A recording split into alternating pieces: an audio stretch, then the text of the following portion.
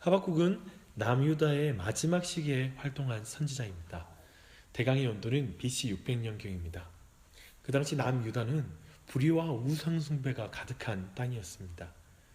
특별히 이 하박국의 이름이 매우 중요한데요. 그 뜻은 끌어안다라는 뜻입니다. 참으로 그는 참된 선지자로서 쇠락해가는 조국을 끌어안은 자였습니다. 하나님의 마음으로 그 시대를 품은 자였기에 그에게는 질문이 많았습니다. 1장과 2장의 내용은 하박국의 질문에 대한 하나님의 대답입니다. 3장은 하나님의 대답에 대한 하박국의 반응이죠. 이렇게 보면 하박국에게 주어진 하나님의 말씀은 질문하고 답하는 역동적인 대화입니다. 그가 그 이름처럼 그의 시대와 자신의 민족을 심장에 품었기에 그에게는 질문이 있었고 하나님의 대답이 있었던 것입니다. 사랑하는 여러분, 우리 또한 우리가 심기운 곳에서 그리스도인으로 살려고 하면 우리에게 많은 질문이 생깁니다. 우리가 살아가는 그곳에서 하나님의 나라가 이루어지고 하나님의 공의로운 통치를 바라보는 사람이기 때문에 우리는 현실 가운데 질문이 많이 생기게 되고 그리고 갈등을 많이 경험합니다. 그 가운데 하나님의 계시가 이루어지는 것입니다. 우리는 이것을 잊어서는 안 됩니다. 오늘 말씀은 하박국과 하나님 사이에 2회전의 논쟁을 간략하게 살피고 특별히 두 번째 질문에 대한 하나님의 대답에 나오는 의인은 그의 믿음으로 말미암아 살리라는 의미를 살펴볼 것입니다. 설교를 통해 하박국의 질문을 함께 질문하고 하나님으로부터 함께 대답을 듣는 은혜가 있기를 바랍니다. 우리 첫 번째 논쟁을 같이 한번 살펴보겠습니다. 우리 1장 2절로 4절 함께 말씀 읽겠습니다. 여호와께서 내가 부르짖어도 주께서 듣지 아니하시니 어느 때까지리이까? 내가 강포로 말미암아 외쳐도 주께서 구원하지 아니하시나이다. 어찌하여 내게 죄악을 보게 하시며 패역을 눈으로 보게 하시나이까? 겁탈과 강포가 내 앞에 있고 변론과 분쟁이 일어났나이다. 이러므로 율법이 해이하고 정의가 전혀 시행되지 못하오니 이는 악인이 의인을 에워쌌으므로 정의가 굽게 행하여 짐이니이다. 이 하박국의 불만 섞인 이 질문은 아마도 이렇게 바꿔서 말할 수 있을 것입니다. 왜 의인이 고난을 당합니까? 왜 기도 응답이 안 됩니까? 왜 악인이 의인보다 형통합니까? 특별히 이 하박국은 힘을 가진 사람이 힘없는 자를 억압하고 착취하는 현실을 지나치지 않고 가슴으로 품었습니다. 그의 이름대로 껴안았습니다. 그렇기 때문에 그 마음 안에는 정말 그 일이 정말 이 힘없는 자가 억압당하는 그 일이 너무나 아팠던 것입니다. 그리고 그는 그 아픈 마음으로 하나님께 기도합니다. 억압당하는 자를 구원해달라고 기도했을 것입니다. 그리고 또한 악한 자들, 억압하는 자들에게 하나님께서 그들을 공의로 다스려달라고 기도했을 것입니다. 하지만 기도는 응답되지 않습니다. 억압을 당하는 자는 그 땅의 법정에 호소했을 것입니다. 하지만 그 당시 유다 땅은 율법이 해이하고 정의가 전혀 시행되지 못했기에 법정은 억울하게 억압당하는 자를 구하지 못했습니다. 특별히 이 성경의 표현을 보면요, 정의가 전혀 시행되지 않았다는 표현을 쓰고 있습니다. 얼마나 그 땅이 악했고 하나님의 율법, 주의 말씀에 대해서 얼마나 경시하고 무시했는지, 이미 그 하나님의 백성에게 얼마나 그러한 정서, 그 반역의 정서가 흘렀는지를 충분히 살펴볼 수 있습니다. 쉽게 말해 자본의 힘과 정치 권력을 가진 지도자가 부패함으로 말미암아 결국 법 시스템마저도 완전히 붕괴되었습니다. 결국 하나님의 나라 이스라엘이 의인들이 고통받는 나라가 되었습니다. 가난한 자와 과부를 보호해야 될 나라가 그들을 착취하는 땅이 되어버린 것입니다. 하박국은 하나님께서 남유다의 현실을 봐달라고 기도합니다. 이 모든 걸 바로잡아달라고 간절히 기도합니다. 여호와여, 내가 부르짖어도 주께서 듣지 아니하시니 어느 때까지니리까? 그러나 하나님은 응답하지 않으십니다. 사실 하박국의 여기에서 본문에서의 표현은 굉장히 강합니다. 쉽게 말해서 하나님은 내가 보고 있는 이 악한 현실을 보고 계십니까? 하나님은 눈이 있으신가요? 하나님은 또 부르짖어도 바뀌는 것은 하나도 없군요. 하나님은 귀가 있으신가요? 하박국에게 있어서 이 고통스러운 것은 단순히 세상에 보이는 모순과 문제들 때문이 아니었습니다. 참으로 그는 하나님을 참으로 신실하게 믿는 자였고 하나님의 진정한 공의로운 통치, 그분이 공의로운 분이라는 걸 믿었기 때문에 그 통치가 이루어지지 않는 그 상황에서 그 신앙적인 내적 갈등이 더욱 심했던 것입니다. 하나님이 정말 의로 통치하고 계십니까? 하나님 정말 제 기도를 들어주고 계시는 것입니까? 왜 이렇게 묵묵부답입니까? 왜 이렇게 더디십니까? 하는 질문이 그 마음에 가득한 것입니다. 사랑하는 여러분, 이 하박국은 참 하나님의 선지자인데요, 여러분, 이런 질문을 하는 하박국이 어떤 좋은 신앙처럼 보입니까? 아니면 조금은 삐딱한 신앙으로 보이십니까? 저는 이 하박국의 기도가 참된 신앙의 증거라고 생각합니다. 진정한 신앙, 하나님의 통치와 하나님이 살아계신 걸 참으로 믿고 그분이 선한 걸 참으로 믿을 때, 그리고 그분이 전능하신 것을 믿을 때 이 땅을 살아가는 모든 그리스도인 안에는 질문이 생길 수밖에 없습니다. 도리어 그들 안에는 내적인 갈등이 많을 수밖에 없습니다. 하나님이 살아계시다면 왜 이런가? 이런 식으로 우리의 모든 인생에 닥치는 고난과 주변에서 벌어진 불의한 일들을 볼 때 참된 신자는 결국 갈등하고 고민하고 그 안에 내적인 어려움들을 더 많이 경험하는 것이죠. 그 가운데 그의 기도는 당연히 하박국의 이러한 형태의 기도가 나올 수밖에 없습니다. 그런 면에서부터 우리는 정말 이 모든 논쟁의 시작, 이 하박국의 질문에 대해서 좀 더 긍정적으로 우리가 살펴볼 수 있을 것입니다. 이제 하나님께서 이 질문에 대해 어떻게 응답하시는지 보십시다. 하나님은 이렇게 질문하는 자에게 분명한 대답을 주십니다. 얼마나 좋은 분이십니까? 5절만 읽겠습니다. 여호와께서 이르시되 너희는 여러 나라를 보고 또 보고 놀라고 또 놀랄지어다. 너희의 생전에 내가 한 가지 일을 행할 것이라 누가 너희에게 말할지라도 너희가 믿지 아니하리라. 5절 이하로 하나님의 대답은 방금 전에 하박국의 질문의 뉘앙스를 그대로 받아서 답하십니다. 특별히 앞에서 말하되 하나님은 보고 계십니까? 또 하나님은 왜 이렇게 더디십니까? 라는 그런 표현이 있었잖아요. 그런 표현을 이렇게 대답하시는 것입니다. 내가 눈이 있어서 현실을 보고 있냐고 물었지, 그래, 내가 눈이 있어 보고 있다는 것을 똑똑히 보여주마. 내가 너의 눈앞에 속히 심판을 행할 것이다. 내가 귀가 있냐고 했니? 이제 내가 유다를 향한 심판을 말할 테니 똑똑히 들어라 라고 말씀하시는 것입니다. 그리고 하나님은 바벨론을 통해 이스라엘을 멸망시키겠다고 말씀하십니다. 바벨론은 그 당시 아수르를 위협하는 강력한 제국으로 떠오르고 있었습니다. 사실 이 당시의 패권 국가는 아수르입니다. 그 아수르에서 이미 북이스라엘이 멸망을 당했고 또 남유다 또한도 굉장히 억압을 당하고 힘겨운 삶을 살고 있었습니다. 그러나 그 땅을 이제 곧 바벨론을 통하여 심판하시고 이제 유다 또한도 이제 하나님의 심판 가운데 있을 것이라고 말하고 있습니다.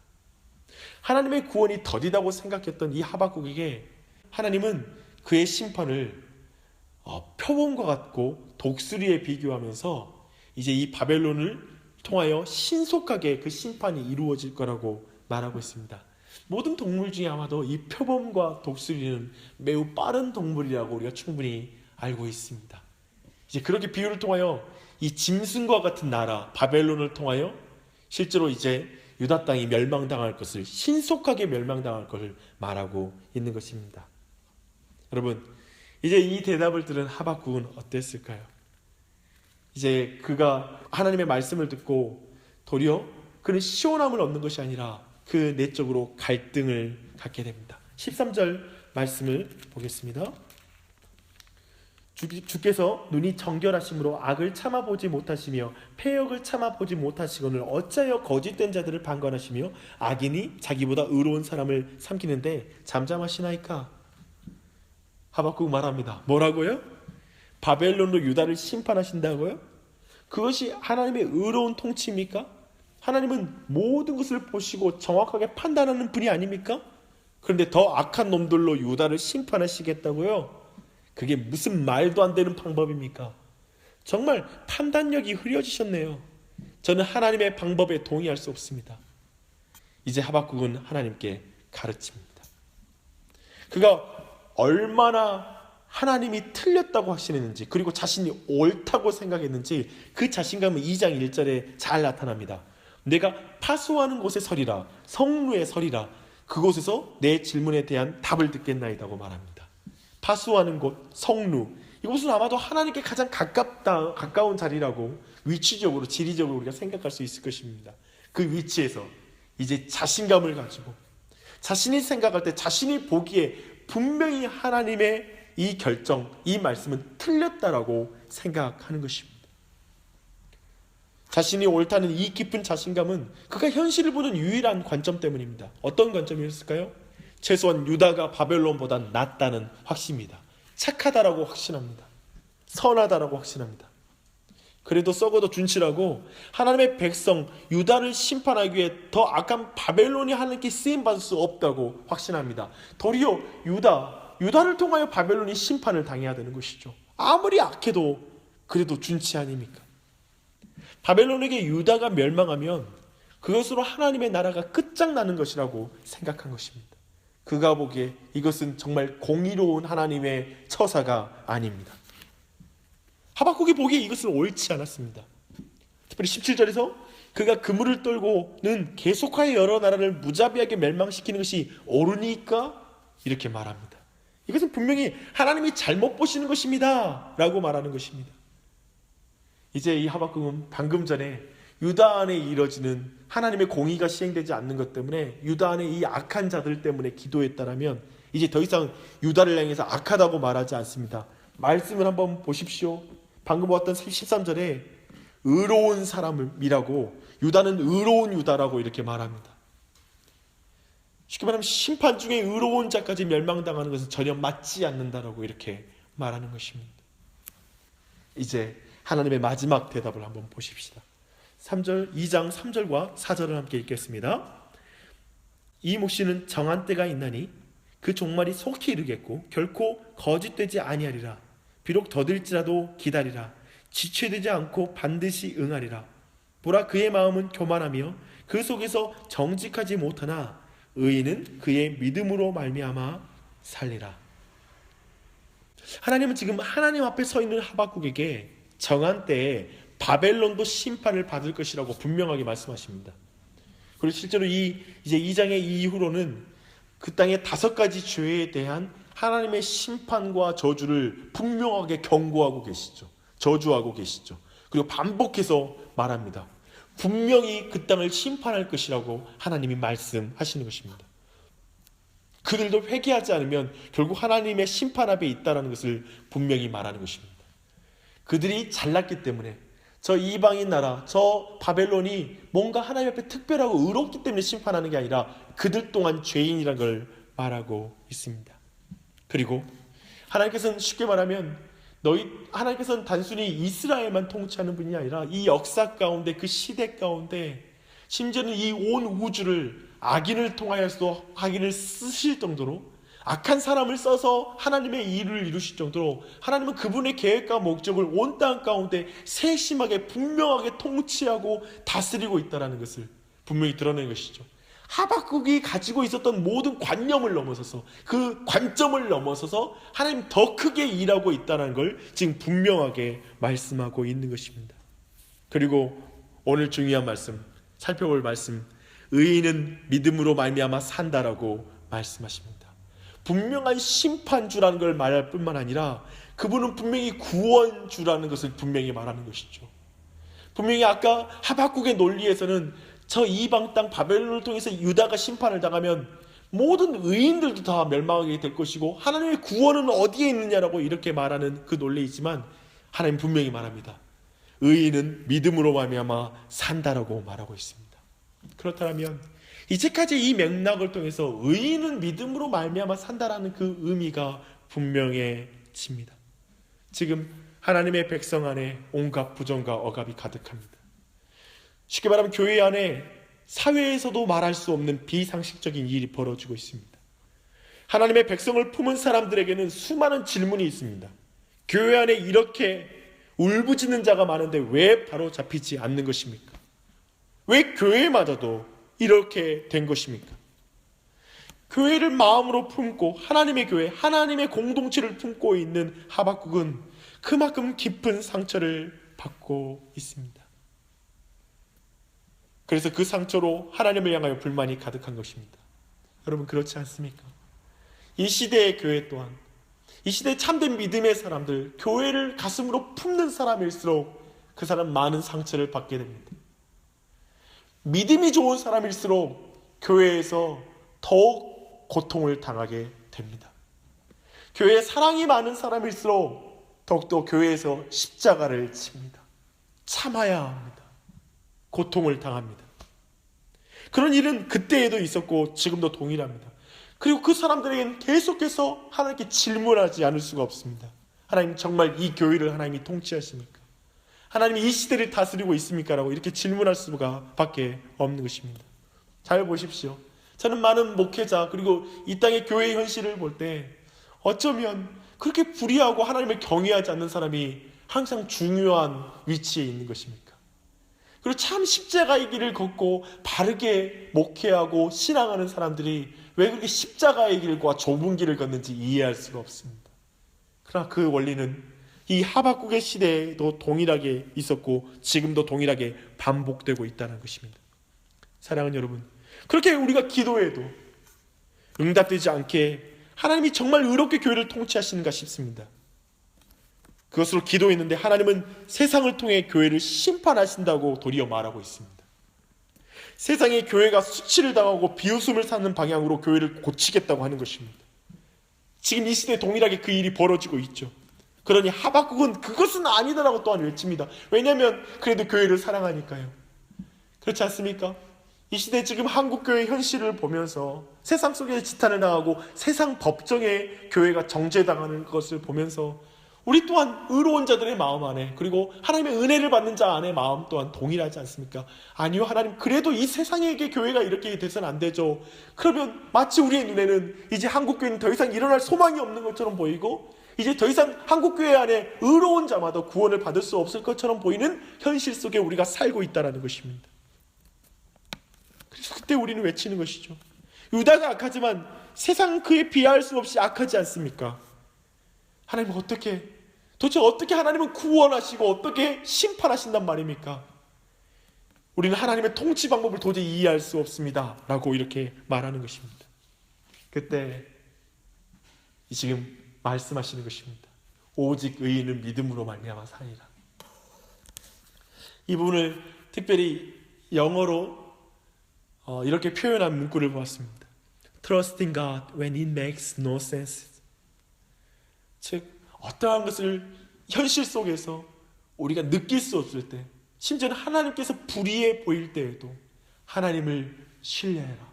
하나님이 공평하지 않는 것처럼 보이고 하나님이 다스리지 않는 것처럼 보이고 하나님이 통치하고 그리고 구체적으로 심판과 구원을 행하지 않으시는 것처럼 보이는 그 상황 속에서도 오직 의인은 믿음으로 말미암아 살리라 라고 말씀하고 있는 것입니다. 오직 의인은 믿음으로 말미암아 살리라. 사랑하는 여러분, 우리 모두 요즘 제 삶에 하나님의 계획이 이루어지지 않는 것 같습니다. 그리고 하나님, 제 삶에 하나님께서 구체적인 일하심이 보이지 않습니다. 그런 모든 상황 속에서도 참된 믿음의 사람은 이렇게 말하는 것입니다. 하지만 심판과 구원의 방법을 오직 하나님께서 선택하고 그 시기를 결정하시는 것을 신뢰합니다. 이게 바로 오직 의인은 믿음으로 말미암아 살리라는 뜻입니다. 하나님은 말씀하십니다. 마지막 때에 바벨론의 속성은 이 시대에도 동일하다고 말합니다. 그래서 마지막 시대 또한 바벨론이라고 말하는 것이죠. 이 마지막 때의 세상은 악해지고 의인은 핍박을 당할 것입니다. 교회 또한 세상을 통해 정죄를 당할 것입니다. 그런 어두운 세상 속에서 하나님의 이해할 수 없는 심판과 구원의 방법을 믿는 의인은 믿음으로 말미암아 살 것입니다. 아무리 시대가 어두워도 의인은 믿음으로 삽니다. 어둠에 삼켜지는 것이 아니라 어둠 가운데 빛을 발하며 살 것입니다. 오직 믿음으로. 이러한 말씀은 특별히 사실 우리가 복음 가운데 연결시킨다면 로마서 1장 16절로 17절에 이 말씀이 분명하게 등장하고 있습니다. 내가 복음을 부끄러워하지 아니하노니 이 복음은 모든 믿는 자에게 구원을 주시는 하나님의 능력이 됨이라. 먼저는 유대인에게요 그리고 헬라인에게로다. 복음에는 하나님의 의가 나타나서 믿음으로 믿음에 이르게 하나니 그렇던 바 오직 의인은 믿음으로 말미암아 살리라 함과 같으니라. 보십시오. 로마는 바벨론의 정신을 그대로 가진 나라였습니다. 그들에 의해서 교회가 핍박을 당하고 죽어 나가는 상황이었죠. 그 속에서 지금 하박국이 경험하고 있는 현실과 동일한 현실을 지금 로마에 있는 그리스도인들이 경험하고 있는 것이죠. 그들의 현실 속에서 하박국 같이 외치는 신자들이 많았을 것입니다. 하나님, 정말 이 시대를 다스리고 계십니까? 하나님의 의인은 어디에 있습니까? 왜 이렇게 내버려 두십니까? 왜 저 악한 사람들을 심판하지 않습니까? 어떻게 교회가 세상 권력에 이렇게 심판을 당해야 합니까? 아니, 도대체 복음만 전하면 뭐합니까? 하나님의 의인은 어디에 있습니까? 하나님의 통치는 어디에 있습니까? 이 묵직한 질문에 하나님은 대답합니다. 하나님은 사도 바울을 통해 대답합니다. 하나님의 의인은 복음에 나타났다. 예수님은 우리보다 먼저 악인에 의해서 고통을 당하고 지금 하박국과 그리고 로마에 있는 너희들과 동일한 상황 속에서 억압당하시고 죽임을 당하셨다. 그는 자신의 죄 때문에 심판을 당하신 게 아니라 죄인을 위해 심판을 당하신 것이다. 죄인에게 부어져야 될 하나님의 진노가 예수님께 부어짐으로 하나님의 의가 드러났다. 너희 죄가 얼마나 무서운 것인지 드러났고 그 죄를 위해 충분한 제물이 드려진 것이다. 그래서 예수 그리스도는 하나님의 의를 충분히 만족하는 제물이 되었다. 맞다. 이것이 무슨 말도 안 되는 구원의 방법과 심판의 방법이란 말인가? 그래서 로마인에게도 유대인에게도 복음은 어리석은 것이었다. 그들의 눈에 복음은 그저 불의한 공권력에 희생된 개죽음일 뿐이다. 로마인과 유대인은 다 자신의 죄 때문에 예수가 죽었다라고 말했다. 그들은 그것이 공의라고 생각했고 그게 정의라고 생각했다. 하지만 하나님의 공의는 예수님 자신에게 죄인들의 심판을 자신에게 당하시고 그리고 죄인들을 위한 구원의 일을 이루시는 것이었다. 예수님은 자신의 죄로 십자가에 죽은 것이 아니다. 생각해 보십시오. 예수 그리스도처럼 하나님의 공의가 시행되지 않은 것처럼 보이고 또 하나님의 구원이 이루어지지 않는 것처럼 보이는 사건이 어디에 있습니까? 십자가 이상 우리가 이해할 수 없는 사건이 없다는 것이죠. 우리가 현실 속에서 그렇듯이 우리의 현실 속에서 도저히 이건 하나님의 방법과 하나님의 구원이 아니야, 구원의 방법이 아니야 라고 도저히 신뢰할 수 없고 하나님께서 다스리는 것을 볼 수 없는 상황이 십자가만큼 하나님이 다스리지 않는 것 같고 하나님의 공의와 하나님의 공의로움과 그리고 하나님의 어떤 그 구원의 사건, 심판의 사건이 아닌 것처럼 보인 사건이 그 십자가처럼 그런 사건이 어디에 있겠습니까? 그러나 그것이 바로 하나님의 구원과 심판의 방법인 것이죠. 오직 의인은 믿음으로 말미암아 살리라 라는 의미는 바로 이 십자가 사건에서 지금 하박국과 그리고 지금 로마에 있는 교회가 경험하고 있는 정말 하나님의 구원과 하나님의 심판이 도저히 이해할 수 없는, 그것이 이루어지고 있다고 도저히 믿지 못하는 상황에 있는 자들에게 이 십자가가 가장 큰 대답이 되는 것이죠. 바로 이 십자가에 하나님의 의가 드러나고 있고 하나님의 공의로운 통치가 드러나고 있는 것이죠. 사랑하는 여러분, 이걸 믿는 자들이 바로 구원을 받는다는 것입니다. 저 십자가에서 나 같은 죄인을 위한 모든 정당한 하나님의 심판이 다 이루어졌습니다. 내가 문제투성이이고 내 삶의 문제가 많은 걸 알고 있습니다. 모든 것이 엉망입니다. 내가 예수를 믿는지 모르겠습니다. 내가 예수님을 따르고 있는지도 모르겠고 정말 내가 참 신앙인인지 내 모습을 보고 있으면 한심하기 이를 때였습니다. 하지만 저는 예수님을 믿습니다. 예수님께 진정 나를 향한 모든 공의와 그리고 모든 심판, 하나님의 놀라운 통치가 예수님 안에서 다 이루어진 걸 믿습니다. 하나님의 구원의 방법과 심판을 저는 예수 그리스도를 통하여 봅니다. 이게 바로 오직 의인은 믿음으로 말미암아 살리라는 로마서의 말씀의 의미입니다. 사랑하는 여러분, 우리가 사는 시대 또한 바벨론의 정신을 가진 시대입니다. 우리에게도 하박국의 질문이 있고 로마 그리스도인의 질문이 있습니다. 하나님, 예수님께 하나님의 의가 나타난 것을 믿어요. 그런데 이 세상에서는 하나님의 의가 드러난 것을 볼 수 없습니다. 제발 십자가에서만 하나님의 의를 드러내지 마시고 저 권력자에게 의를 드러내 주십시오. 내 삶의 현실에서 이 나라의 하나님의 통치를 보게 해 주시옵소서. 우리는 하나님을 믿기 때문에 이 땅에서 더 고민하고 갈등할 수 있습니다. 정말 이 땅에서 우리가 하나님을 믿기 때문에 갖는 내적인 갈등, 그리고 신앙적인 갈등은 때로는 우리에게 너무나 무거운 짐이고 고통스러운 짐입니다. 여러분의 지금 일상에서 그걸 경험하고 있지 않습니까? 솔직히 왜 아직도 십자가의 길, 좁은 길, 자기 부인의 길, 전도의 방법으로 구원을 이루는지 불만입니다. 그건 하나님의 통치처럼 보이지 않는 것이죠. 마치 어떻게 십자가가 하나님의 구원과 심판의 방법이란 말입니까?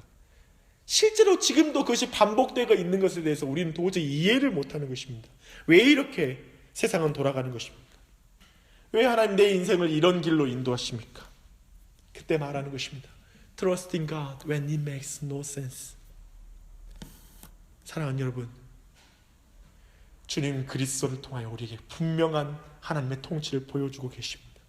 그리스도인은 예수님에게서 하나님의 의를 보지 않습니까? 죄인을 향한 의를 보지 않습니까? 하박국에게 이 말씀이 답이었습니다. 저 이제 이해를 못해도 하나님이 불의한 분으로 보이고 통치하지 않은 것처럼 보일 때에도 오직 의인은 믿음으로 말미암아 살리라 라는 이 말씀이 그에게 믿음으로 다가온 것입니다. 믿음이 주어진 것입니다. 하나님이 신실하게 약속을 이루실 것을 믿은 것입니다. 우리가 이해할 수 없는 방법으로 지금도 하나님의 의가 드러나고 있다는 걸 믿는 것입니다. 그러나 마지막 날에 분명한 것은 예수님은 심판주로 이 땅에 오실 것입니다. 속히 오신다고 말하고 있습니다. 표범과 독수리처럼 오실 것입니다. 그날에 하나님의 의는 이제 모든 사람이 그분을 믿지 않는 자들은 하나님의 의로운 통치를 직접 받게 될 것입니다. 그러나 예수 그리스도를 통하여 이미 자신을 향한 하나님의 의로운 심판을 경험한 사람은 놀라운 구원의 은혜를 경험하게 될 것입니다. 그러니 의로운 길을 포기하지 마십시오. 오직 의인은 믿음으로 삽니다. 그러니 지금 그 믿음의 길을 걸으십시오. 기쁘게 걸으십시오. 이 신실한 주님을 믿으십시오. 우리가 상상할 수 없는 방법으로 구원을 이루시는 하나님의 방법을 믿음으로, 기쁨으로 그 믿음의 길을 걸어가십시오. 이러한 믿음을 가지면 크게 두 가지의 놀라운 변화가 일어납니다. 3장 2절 말씀입니다. 여호와께서 내가 주께 대한 소문을 듣고 놀랐나이다. 여호와여, 주는 주의 일을 이 수년 내에 부응하게 하옵소서. 이 수년 내에 나타내시옵소서. 진노 중에라도 긍휼을 잊지 마옵소서. 이 말씀은 많은 사람들이 생각할 때 이 부응은 막 사람이 많아지고 좋은 일이 벌어지는 것이라고 생각합니다. 하지만 방금 우리가 살펴본 대로 이 부응은 사실 바벨론을 통하여 이 유다를 속히 심판하여 주십시오 라는 그런 의미입니다. 어떻게 이런 기도를 드리죠? 방금 전에 도저히 그런 기도를 드리지 못했는데요. 이 말은 뭐냐면 이제 정말 하나님의 의로운 통치와 그리고 하나님의 놀라운 구원과 그리고 심판의 방법을 하나님께 속한 것이라는 것, 하나님 때에 이루어진다는 걸 그가 믿게 된 것이죠. 그리고 분명히 의인은, 오직 의인은 정말 멸망하지 않을 거라는 것, 오직 의인은 믿음으로 말미암아 구원받을 걸 믿으니까, 그리고 하나님께서 신실하게 이스라엘을 포기하지 아니하시고 그 일을 이루실 것을 그 마음에 믿으니까 이제 그 심판 또 안에서도 하나님의 구원은 여전히 일어난다고 믿는 거예요. 마치 홍해 바다가 앞에 있어도 그걸 갈라서 구원을 내는 것처럼 죽음의 상황 속에서도 심판 중에서도 긍휼을 잊지 마옵소서라는 기도 안에 하나님의 방법을 너무나 신뢰하는 거예요. 이제 완전히 하나님께 모든 걸 맡기는 것입니다. 여기서 우리는 중요한 진리를 봅니다. 이렇게 하나님의 선하신 통치, 하나님의 심판과 구원의 방법을 믿는 자는 이제 하나님의 뜻을 구하게 됩니다. 여러분 기억하십시오. 아직도 하나님의 뜻이 내게 이루어지기 원합니다 라는 기도를 하지 못하는 사람은 아직까지 나의 뜻이 하나님의 뜻보다 지혜롭고 내 뜻이 이루어지면 하나님의 뜻이 이루어진 것보다 좋은 결과를 얻을 수 있다는 그런 생각 가운데 있는 것입니다. 여러분, 그런 바로 이 놀라운 오직 의인은 믿음으로 말미암아 살리라 라는 그 의미 안에 이 믿음을 가질 때 바로 이 놀라운 기도를 드릴 수 있는 것입니다. 기도가 바뀌는 것입니다. 또 한 가지가 있습니다. 바로 기쁨을 회복하는 사건입니다. 17절로 19절입니다. 비록 무화과 나무가 무성하지 못하며 포도나무에 열매가 없으며 감람나무에 소출이 없으며 밭에 먹을 것이 없으며 우리의 양이 없으며 외양간에 소가 없을지라도 나는 여호와로 말미암아 즐거워하며 나의 구원의 하나님으로 말미암아 기뻐하리로다. 주 여호와는 나의 힘이시라. 나의 발을 사슴과 같게 하사 나를 나의 높은 곳으로 다니게 하시리로다. 아멘. 이제 그 안에 기쁨이 회복되는 것입니다. 하나님의 선하신 통치를 믿을 때 상상할 수 없는 구원의 방법, 심판의 방법을 믿을 때 우리가 보는 이 바벨론, 정말 우리가 볼 때 정말 믿는 사람의 삶이 순탄치 않게 보이고 고통스럽게 보이고 정말 만족스러운 현실의 변화가 보이지 않을 때에도 충분한 어떤 물질적인 보상과 그리고 수없이 많은 어떤 삶의 어떤 풍요로움들이 비록 없을지라도 난 여호와로 말미암아 기뻐하리라. 나는 그 여호와 여전히 일하고 계시고 결국 나를 구원하시고 온전케 하시고 회복시키실 그 하나님을 믿고 기뻐하리라 라고 말하고 있습니다. 사랑하는 여러분, 기뻐하십시오. 이제 이 한 해를 마무리하는 이 시점에 여러분이 이 한 해를 어떤 환경 가운데 왔는지 잘 모릅니다. 하지만 여러분 한 분 한 분 어쩌면 하나님의 통치가 보이지 않고 하나님의 구원과 그리고 하나님의 심판이 보이지 않는 그런 고통스러운 현실을 걸어왔는지 모릅니다. 하지만 기억하십시오. 오직 의인은 믿음으로 말미암아 살리라. 아무리 어두워도 아무리 힘겨워도 주님을 믿으십시오. 주님이 구원의 길을 내십니다. 하나님 결국 마지막에 여러분에게 상급을 주시고 모든 걸 보상하실 것입니다. 그러니 기쁘게 믿음으로 춤추며 여러분의 믿음의 길을 걸어가십시오. 함께 기도하겠습니다.